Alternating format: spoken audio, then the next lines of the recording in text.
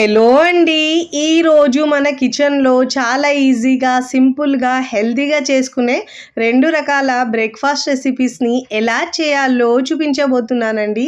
చాలా ఈజీగా చేసుకోవచ్చండి. ఇలా చేసి పెడితే రోజు తినే ఇడ్లీ, దోశ, ఉప్మా రుచి మర్చిపోతారండి. అంత టేస్టీగా ఉంటాయి. మార్నింగ్ బ్రేక్ఫాస్ట్లోకి, లేదంటే నైట్ డిన్నర్లో కూడా చేసుకోవచ్చు, లేదంటే ఈవినింగ్ స్నాక్గా కూడా చాలా టేస్టీగా ఉంటాయండి. క్రిస్పీగా, లోపల సాఫ్ట్గా, ఎన్ని తిన్నా కానీ ఇంకా తినాలనిపిస్తాయండి. 1, 2 అయితే అస్సలు ఆగరండి. అంత టేస్టీగా ఉంటాయి. పిల్లలైతే మళ్ళీ మళ్ళీ కావాలంటారు. అంత టేస్టీగా ఉంటాయి. మరి ఇక ఆలస్యం చేయకుండా చాలా ఈజీగా సింపుల్గా అటుకులతో బ్రేక్ఫాస్ట్ని ఎలా చేయాలో చూద్దాం రండి. ముందుగా ఇక్కడ నేను ఒక మిక్సింగ్ బౌల్ తీసుకొని దాంట్లో 2 కప్పుల అటుకులు తీసుకుంటున్నానండి. నేనైతే ఇక్కడ లావుగా ఉన్న అటుకులు తీసుకుంటున్నాను. పల్చటి అటుకులు తీసుకోవద్దండి. దీనికైతే లావుగా ఉన్న అటుకులు తీసుకుంటేనే పర్ఫెక్ట్గా వస్తాయి. 2 కప్పులు తీసుకోవాలి. ఇలా 2 కప్పులు అటుకులు తీసుకున్న తర్వాత వాటర్ వేసుకొని శుభ్రంగా వాష్ చేసుకోవాలండి. ఫస్ట్ టైం నా ఛానల్ చూస్తున్న వాళ్ళు ప్లీజ్ నా ఛానల్ని సబ్స్క్రైబ్ చేసుకోండి, లైక్ చేయండి, పక్కనున్న బెల్ ఐకాన్ని ప్రెస్ చేయండి. ఇలా ప్రెస్ చేయడం వల్ల నేను పెట్టే వీడియో నోటిఫికేషన్ ముందుగా మీ హోమ్ పేజ్కి వస్తాయండి. ఇలా శుభ్రంగా వాష్ చేసుకున్న తర్వాత వాటర్ తీసేసి ఇప్పుడు దీంట్లో పావు కప్పు దాకా వాటర్ని వేసుకోవాలండి. ఇలా ప్రెస్ చేసుకోవాలి. వాటర్ వేసుకున్న తర్వాత ఒక 5-10 నిమిషాల పాటు పక్కకు పెట్టుకోవాలండి. ఈలోపు అటుకులు అనేవి చక్కగా నానిపోతాయండి. మూత పెట్టేసి పక్కకు పెట్టుకుందాం. ఇప్పుడు మనము ఒక 5 నిమిషాల తర్వాత చూపిస్తున్నాను చూడండి. అటుకులు అనేవి వాటర్ని అబ్జర్వ్ చేసుకొని ఇలా మెత్తగా అయిపోతాయండి. ఇప్పుడు మనం పిండిలాగా ఇలా బాగా స్మాష్ చేసుకోవాలి. ఇలా బాగా కలుపుకోవాలండి. ఇలా చక్కగా కలుపుకోవాలి. చూడండి వీడియోలో చూపించిన విధంగా ఇలా కలుపుకున్న తర్వాత ఇప్పుడు దీంట్లో సన్నగా కట్ చేసుకున్న 8-9 దాకా ఆకుల్ని సన్నగా కట్ చేసుకొని వేసుకోవాలండి. సన్నగా కట్ చేసుకున్న కొత్తిమీర పావు కప్పు, ఒక మీడియం సైజు చిన్న సైజు ఉల్లిపాయను ఇలా చిన్న ముక్కలుగా కట్ చేసుకొని వేసుకొని బాగా కలుపుకోవాలండి. ఇప్పుడు ఇలా పచ్చిమిరపకాయలు ఒక 2 వేసుకొని సన్నగా కట్ చేసుకొని వేసుకోవాలి. ఇలా అన్నీ వేసుకున్న తర్వాత బాగా మిక్స్ చేసుకున్న తర్వాత ఇప్పుడు దీంట్లో రుచికి సరిపోయినంత ఉప్పు వేసుకోవాలండి. ఇప్పుడు ఇలా ఉప్పు వేసుకున్న తర్వాత పైన లేయర్ మనకు క్రిస్పీగా రావడానికి పావు కప్పు దాకా బియ్యపిండి వేసుకోవాలండి. ఇలా బియ్యపిండి వేసుకోవడం వల్ల మనకు ఈ వడలు అనేవి పైన క్రిస్పీగా, లోపల సాఫ్ట్గా చాలా రుచిగా వస్తాయండి. ఇలా బియ్యపిండి వేసుకున్న తర్వాత పిండిలో బాగా మిక్స్ చేసుకోవాలండి. దీంట్లో వాటర్ ఏమీ వేయొద్దండి. పావు కప్పు దాకా పెరుగు వేసుకుంటున్నాను. మీరు ఉంటే పుల్లటి పెరుగు వేసుకుంటే ఇంకా టేస్టీగా ఉంటాయండి. నేనైతే ఇక్కడ మీడియంగా ఉన్న పెరుగు వేసుకుంటున్నాను. ఒకటేసారి వేసుకోవద్దండి. కొద్ది కొద్దిగా వేసుకుంటూ పెరుగుని బాగా మిక్స్ చేసుకోవాలి. బ్యాటర్ అనేది మనకు వడలకి ఎలా ఉంటుందో సేమ్ అదే విధంగా ఉండాలి. ఇప్పుడు ఇలా మొత్తం పెరుగు నాకు పావు కప్పు దాకా పడిందండి. ఇప్పుడు ఇలా బాగా మిక్స్ చేసుకోవాలి. చూడండి ఎంత బాగా చక్కగా సాఫ్ట్గా కలుపుకోవాలి పిండి ముద్దలాగా. అప్పుడే మనకు వడలు అనేవి చాలా చక్కగా వస్తాయండి. ఇప్పుడు ఇలా బాగా మిక్స్ చేసుకున్న తర్వాత చేతికి కాస్త ఆయిల్ అప్లై చేసుకొని ఇలా చిన్న చిన్న బాల్స్ లాగా చేసుకొని వడల్లా ఒత్తుకోవాలండి. మరీ లావుగా కాకుండా, మరీ సన్నగా కాకుండా మీడియంగా ఒత్తుకోవాలి. చూడండి ఇలా రౌండ్ బాల్లో చేసుకున్న తర్వాత ఇలా మధ్యలో హోల్ పెట్టుకోవాలండి. క్రాక్స్ ఏమీ లేకుండా ఇలా ప్రెస్ చేస్తూ మంచిగా వడల్ని చేసుకోవాలి. నేను ఇక్కడ యూస్ చేసే ప్రోడక్ట్స్ ఏమైనా మీకు కావాలంటే డిస్క్రిప్షన్లో లింక్ ఇస్తానండి. అక్కడ నుంచి మీరు బై చేసుకోవచ్చు. ఇలా వడల్ని చేసుకోవాలండి. చాలా టేస్టీగా ఉంటాయి. ఇప్పుడు నేను అన్ని వడలు చేసుకున్నాను. ఒక వాయికి సరిపోయినంత చేసుకోవాలండి. ఇప్పుడు డీప్ ఫ్రైకి సరిపోయినంత ఆయిల్ తీసుకొని ఆయిల్ బాగా వేడైన తర్వాత ఇప్పుడు మనము ఆయిల్లో వడల్ని డ్రాప్ చేసుకోవాలండి. మీకు కడాయిలో ఎన్ని పడితే అన్ని వేసుకోవాలి. నేనైతే ఇక్కడ 4 వేసుకొని ఫ్రై చేసుకుంటున్నానండి. మంటను మీడియం ఫ్లేమ్లోంచి ఫ్రై చేసుకోవాలి. ఒక 2 నిమిషాల పాటు మనం ఇలా స్పూన్తో కదిపొద్దండి, చక్కగా వచ్చేస్తాయి. ఇప్పుడు ఇలా ఒకవైపు మంచి కాలిన తర్వాత మరోవైపుకి తిప్పుకోవాలి. 2 వైపుల్లో మంచి గోల్డెన్ కలర్ వచ్చే వరకు కాల్చుకోవాలండి. మంటను హై ఫ్లేమ్లో ఉంచితే పైన కలర్ వచ్చేస్తుంది, లోపల పచ్చిగా ఉంటుందండి. మీడియం ఫ్లేమ్లో ఉంచి అన్ని వైపుల్లో తిప్పుతూ ఇలా చక్కగా గోల్డెన్ కలర్ వచ్చే వరకు ఫ్రై చేసుకొని ప్లేట్లోకి తీసుకోవాలి. ఇదే విధంగా మిగతా పిండితో కూడా 1 by 1 చేసుకోవాలండి. ఒకవైపు చేస్తూ మరోవైపు ఇలా ఫ్రై చేసుకుంటూ ఉండాలి.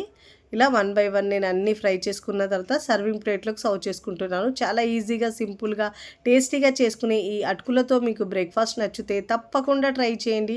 ట్రై చేసి ఎలా కుదిరిందో మీ అభిప్రాయాన్ని నా కామెంట్ ద్వారా తెలియచేయండి. సర్వింగ్ ప్లేట్లోకి సర్వ్ చేసుకున్న తర్వాత మీకు నచ్చిన చట్నీతో సర్వ్ చేయొచ్చండి. నేనైతే పల్లి చట్నీతో సర్వ్ చేస్తున్నాను. ఇక్కడ తుంచితేనే తెలుస్తున్నాయి ఎంత క్రిస్పీగా, రుచి చాలా బాగుంటాయండి. ఇప్పుడు మన సెకండ్ రెసిపీని ఎలా చేయాలో చూద్దాం రండి.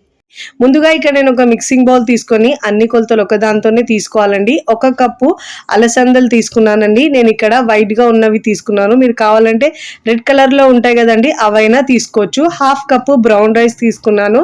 బ్రౌన్ రైస్ లేని వాళ్ళు రేషన్ రైస్ అయినా వేసుకోవచ్చు. ఇక్కడ నేను హెల్తీగా చేయడానికి ఇలా బ్రౌన్ రైస్ వేసుకున్నానండి. చూడండి, నేను నైట్ నానబెట్టుకున్నానండి. ఒక 4 గంటలు నానబెట్టుకుంటే సరిపోతుంది. నేనైతే మార్నింగ్ బ్రేక్ఫాస్ట్ చేసుకుంటున్నాను కాబట్టి అందుకే నైట్ నానబెట్టుకున్నాను. ఇలా నైట్ నానబెట్టుకుంటే మనకు మార్నింగ్ లేవగానే బ్రేక్ఫాస్ట్ చేసుకోవచ్చండి. పిండిని పులియబెట్టే అవసరం లేదు. గ్రైండ్ చేసిన వెంటనే మనం దోశలు వేసుకోవచ్చండి. ఇప్పుడు మిక్సీ జార్ తీసుకొని వాటర్ మొత్తం వంపేసి మిక్సీ జార్లో అలసందలు బియ్యాన్ని వేసుకోవాలండి.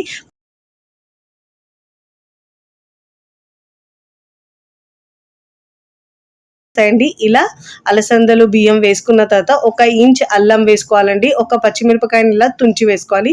వాటర్ వేసుకొని మెత్తగా గ్రైండ్ చేసుకోవాలండి. వీలైనంత వరకు మెత్తగా గ్రైండ్ చేసుకొని మిక్సింగ్ బౌల్లోకి వేసుకోవాలండి. వాటర్ మరీ ఎక్కువ కాకుండా చూసుకుంటూ వాటర్ని యాడ్ చేసుకోవాలి. దోశ కన్సిస్టెన్సీ ఎలా ఉంటుందో సేమ్ అదే విధంగా చూసుకొని వాటర్ని యాడ్ చేసుకోవాలి. ఇప్పుడు దీంట్లో రుచికి సరిపోయినంత ఉప్పు వేసుకోవాలండి. ఉప్పు మీ టేస్ట్ని బట్టి యాడ్ చేసుకోండి. ఇలా ఉప్పు వేసుకున్న తర్వాత స్పూన్తో బాగా మిక్స్ చేసుకోవాలి. కన్సిస్టెన్సీ చూడండి, వీడియోలో చూపించిన విధంగా ఇలా ఉండాలండి. ఇప్పుడు స్టవ్ మీద పెనం పెట్టుకొని పెనం బాగా వేడైన తర్వాత మంటను వాటర్ చిలకరించి టిష్యూ పేపర్ లేదంటే క్లాత్తో తుడుచుకోవాలండి. ఇలా తుడుచుకున్న తర్వాత దోశ వేసుకోవాలి. అప్పుడే మనకు చక్కగా వస్తుందండి. ఇప్పుడు 2 గరిటెలు పిండి వేసుకొని మీ వీలైనంత పల్చగా స్ప్రెడ్ చేసుకోవాలండి. ఎంత పల్చగా అంటే మీకు ఎంత కావాలంటే అంత పల్చగా స్ప్రెడ్ చేసుకోవచ్చు. వంట సోడా ఈను ఏమి వేసే అవసరం లేదండి. గ్రైండ్ చేసిన వెంటనే మనం ఇలా దోశలు వేసుకోవచ్చు. చాలా సింపుల్ అండి. హెల్త్ కూడా చాలా మంచిదండి. అప్పుడప్పుడు ఇలా ఆరోగ్యంగా ఉండడానికి ఇలా ఆరోగ్యమైన బ్రేక్ఫాస్ట్ చేసుకొని తినడం హెల్త్కి చాలా మంచిదండి. ఇప్పుడు దోశ వేసుకున్న తర్వాత పైనుంచి నేను ఇలా వెల్లుల్లి కారం వేసుకుంటున్నానండి. మీకు నచ్చితే వేసుకోండి, లేదంటే ఇలా ఒట్టిగా తిన్నా కూడా చాలా బాగుంటుంది. ఇప్పుడు పైన తడి ఆరిన తర్వాత ఒక 1/2 టీ స్పూన్ నెయ్యి అయినా ఆయిల్ అయినా వేసుకోవచ్చండి. నేనైతే ఇక్కడ ఆయిల్ వేసుకుంటున్నాను. ఇలా వేసుకున్న తర్వాత చక్కగా మంచి గోల్డెన్ కలర్ వచ్చే వరకు దోశను కాల్చుకోవాలండి. ఇలా చక్కగా కాలిన తర్వాత ఫోల్డ్ చేసుకొని ప్లేట్లోకి తీసుకోవాలండి. రుచి అయితే చాలా బాగుంటుందండి. హెల్త్కు కూడా చాలా మంచిది. ఇక్కడ మనం మినపప్పు అవి ఏమి యూజ్ చేయకుండా చేస్తున్నాం కాబట్టి చాలా బాగుంటుందండి. ఇక్కడ మనము ఇప్పుడు ప్లేట్లోకి తీసుకోవాలి. ఇదే విధంగా మిగతా పిండితో మనము ప్రతిసారి దోశ వేసేటప్పుడు వాటర్ చిలకరించి టిష్యూ పేపర్తో తుడుచుకున్న తర్వాతనే దోశలు వేసుకోవాలండి. గుర్తుంచుకోవాల్సిన విషయం ఏమిటంటే మనం దోశ వేసేటప్పుడు ఎప్పుడైనా మంటను లో ఫ్లేమ్లో ఉంచుకోవాలి. దోశ వేసిన తర్వాత మంటను మనం మీడియం టు హై ఫ్లేమ్లో ఉంచాలండి. అదే మీరు దోశ వేసేటప్పుడు హై ఫ్లేమ్లో ఉంచితే పిండి అనేది గరిటెకి అతుక్కుంటుంది, దోశలు కూడా సరిగా రావండి. ఇప్పుడు ఇలా చక్కగా కాల్చుకొని అన్ని వైపుల్లో తిప్పుతూ ప్యాన్ని మనము మంచిగా కాల్చుకోవాలి. ఇలా మంచిగా రెడ్ కలర్ వచ్చిన తర్వాత ఫోల్డ్ చేసుకొని ప్లేట్లోకి తీసుకోవాలండి. వేడిగా సర్వ్ చేస్తే 1కి 2 తినేస్తారండి, అంత బాగుంటాయి. పిల్లలు పెద్దలు కూడా చాలా ఇష్టంగా తినే బ్రేక్ఫాస్ట్. ఇప్పుడు సర్వింగ్ ప్లేట్లోకి సర్వ్ చేసుకుందాం. చాలా ఈజీగా సింపుల్గా హెల్తీగా చేసుకునే ఈ బ్రేక్ఫాస్ట్ మీకు నచ్చితే తప్పకుండా ట్రై చేయండి. ట్రై చేసి ఎలా కుదిరిందో కామెంట్ ద్వారా తెలియచేయండి. మీకు నచ్చిన చట్నీతో సర్వ్ చేయొచ్చు. నేనైతే పల్లి చట్నీతో సర్వ్ చేస్తున్నానండి. రుచి అయితే అద్భుతంగా ఉంది. ఇలా ఉల్లిపాయ నంచుకొని తింటే రుచి అయితే భలేగా ఉంటుంది. వీడియోని లైక్ చేయండి, లైక్ చేసి హై బటన్ని నొక్కండి. ఫ్రెండ్స్ ఫ్యామిలీకి షేర్ చేయండి.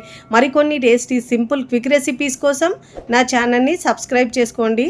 Thanks for watching. Bye bye.